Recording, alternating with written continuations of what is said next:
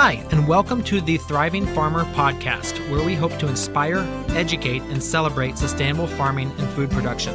This is your host, Michael.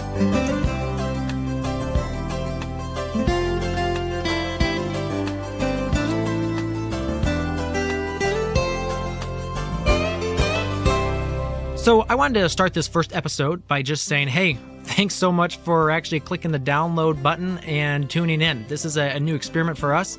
This is something I've been asked to do a couple times, and finally I've gotten around to actually putting this together. You know, this is a little step out for me. I'm not used to speaking into a microphone with no one in the room. I much prefer standing in front of a crowd of people, and some people might find that a little disconcerting, but I actually enjoy talking to farmers and talking to people and sharing about sustainable farming and what it can do for them. So this is a little bit out there for me, but I hope that you will put up with me and my ums as we kind of work our way through the first season, because it's going to be great. We've got a great first season lined up. We've got incredible guests, and I'm so excited to share their stories and then to share a little bit more about kind of what we do as a company and the kind of the work we do with farmers all around the world. So let's talk a little bit about me, your host, because I think a lot of people kind of have a little bit of an idea of my background, but a little bit of a refresher here. So, I was born in St. Louis, and my brother and I loved being outside. We were pretty close in age, and we actually had a tomato plant when I think I was 4 or 5 years old, growing up the side of our condo that we had planted. And it was really spindly. It was really sad. I think it was in the shade most of the time, but we did grow tomatoes on that. And even at that point, I did not like tomatoes, and I still don't today. But that was our first start. And then eventually we moved to Massachusetts, where we were doing a little more gardening. And eventually we ended up in upstate New York in 1999. And so that was the big move that kind of kicked off a lot of the larger scale farm production that we did. And I think it was in 2001 that we saw an article from Joel Salatin in the Smithsonian magazine. And that was a real catalyst. That magazine came from a neighbor who we bought our eggs from. And she said, hey, your boys probably should check this out. I think they would enjoy this.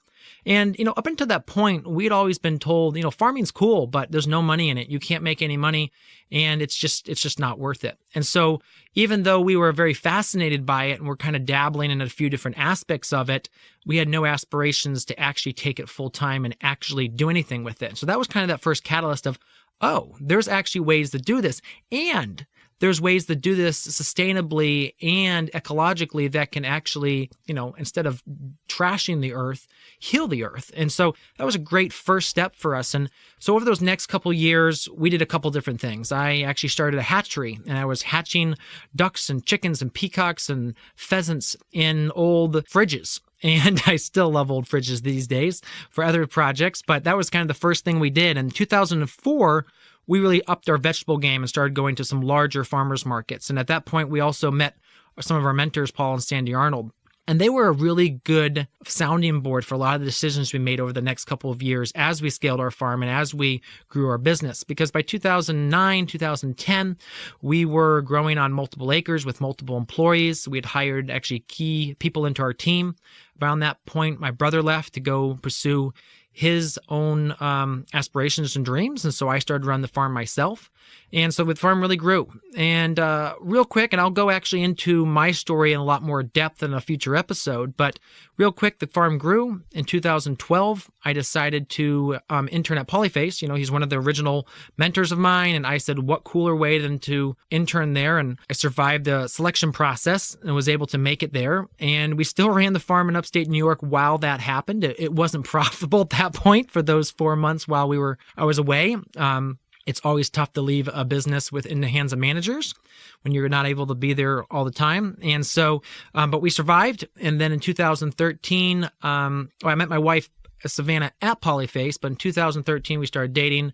And finally, in the end of that year, got married. And so in 2014, we had a kid. And in the beginning of 2015, decided that we were going to move to Ohio to be near her family to raise the kids. And so that put a big pause on our farm. And so what we decided to do at that point was to shut it down, but really lease it out, because I wanted to give myself a couple years in case I, freaked out and wanted to go back to farming. But what we found during those 2 years is the people that we leased it out to did a great job at mismanaging it. And so we ended up just liquidating the assets by the end during 2015, 2016.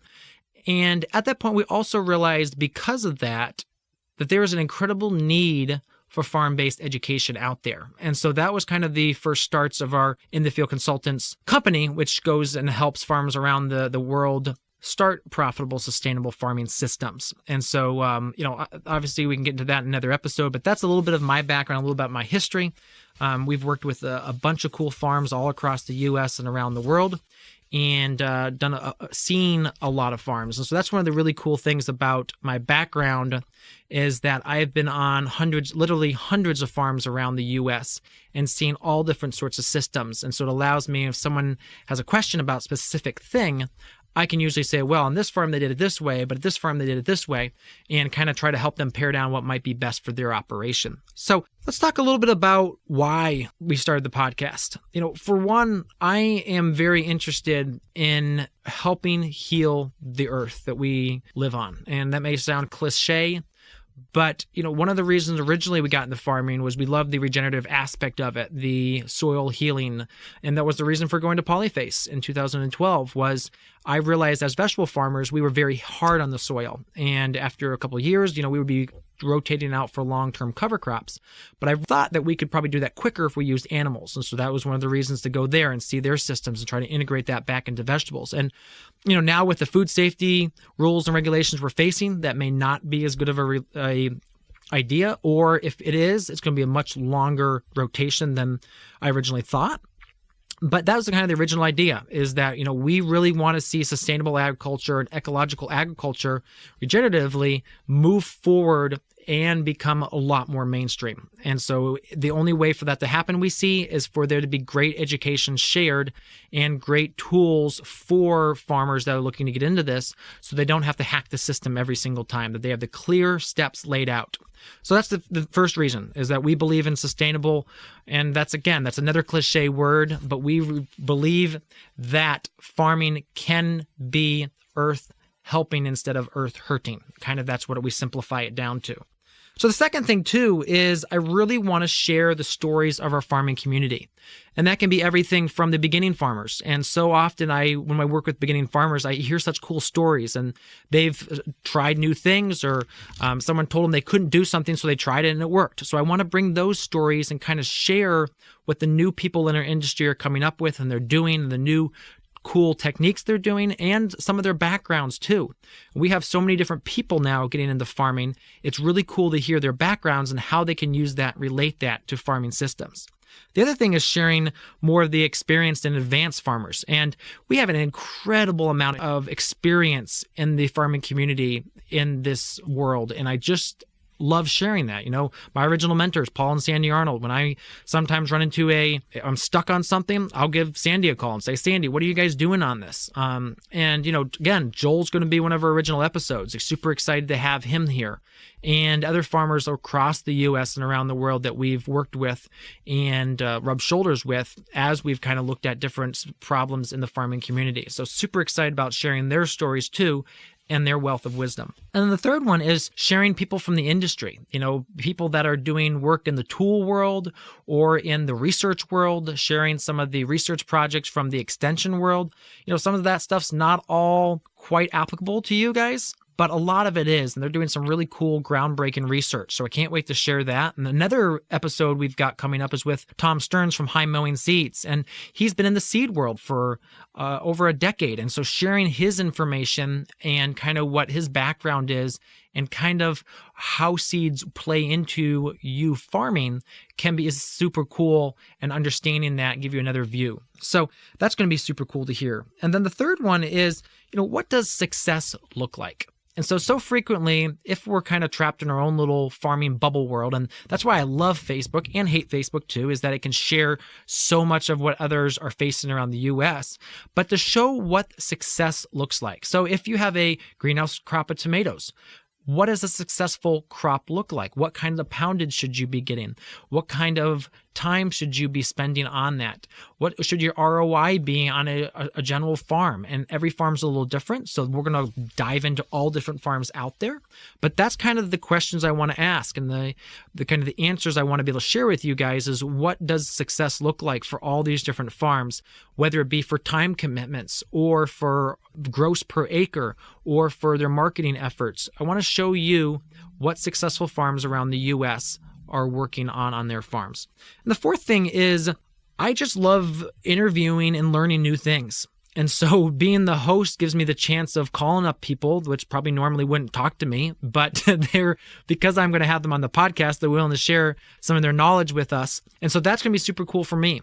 Already this year, I've had a few people that I've seen either take cool trips or do different things. And I emailed them and say, hey, I just saw that you did this. Would love to talk to you about it, but I'd love to have you on my podcast. And they said, yeah, would love to do that. So super cool that we can do that. And I can't wait to share those stories with you as they come up through the next couple seasons of the podcast. So the other thing too, I want to do here is share different opinions. And I think that's important. I think sometimes in our farming space, we get really, I'm not going to say militant, but we get really set in how we feel sustainable farming should work. And I think that's wrong. I think there's so many different ways it can. And I think that we all have to look at what that means for us. And so that's why I want to bring on these different stories. And probably you're not going to agree with them all, and that's okay. But I want to bring those up to share what people are thinking and hopefully jog something new in your thinking, or just give you another alternative perspective on what's going on in our world. Because we live in an incredibly quickly changing industry right now. There's so much going on. It's changing every single month, every single year. And I want to share that with you guys as it happens in real time, so you guys can get the latest information on the industry that's going on. And then the final thing is, this is actually, as I said earlier, a little bit of a push for me. I'm not super comfortable doing the kind of live audio. I'm an Enneagram 3. And if you haven't researched Enneagrams, I highly suggest you do that. It's kind of a personality type. And that's something we highly recommend when we work with farmers, is actually know who you are as a person and know your personality type, because it really is interesting if you start to do that research it kind of shows you why you do what you do sometimes. And so, yeah, that's me. I'm a perfectionist. And so I hate putting something out that's, less than perfect. And I'll be totally transparent with you. This episode took 4 weeks for me to record. We already have, 6 or 8 interviews done. They're ready to go to the editor. And all it was taking for me to go ahead and get this first episode done and recorded so that we can get these episodes off to the editor. And it's taken me this long because I didn't want to do it. And so this is actually, it kind of to push me out of my shell. So there you go. All right. So episodes. Again, I've kind of teased a few different episodes throughout this episode so far. And again, we have Joel Salatin coming on. We've got people like Tom Stearns. We've got new farmers coming on. We've got extension agents that are going to talk to us about food safety. We've got Dan Kittredge talking to us about soil fertility. Yeah, we've got people that are from the Deep Organics talking about the gutting of the National Organic Rule and what they're doing to kind of help bring that certification and that transparency back to a good level. So I'm super excited about this season. We also have super exciting guests coming in future seasons as well. And how we're doing this, hopefully, is we'll release a season, which is 16 to 18 episodes every couple months. And we should hopefully have 4 seasons per year. That's kind of how we're planning this. Now, don't hold me to it. This is kind of done as we get a little bit of time between other projects. So we'll kind of get it out there as we have time. What can I ask of you guys? But just give us feedback. We want to know who you want to hear from. We want to know what's working for you. If you can give us feedback on, what types of guests, what kinds of things you want me to talk about, the kind of rants you want me to have about the different topics in the industry, we'd love that feedback. That's going to really help us make the podcast more of what you want to listen to. Because again, this podcast it's not me just talking to a void. It's me talking, you listening, giving us that feedback of what you want to hear and what make this special for you in the future. So again, thank you so much for downloading. Thank you so much for listening. I hope that this can become one of your weekly podcasts to listen to, and that it can really help you take your farm to the next level and become a profitable farmer on your land. All right. Thanks so much for listening.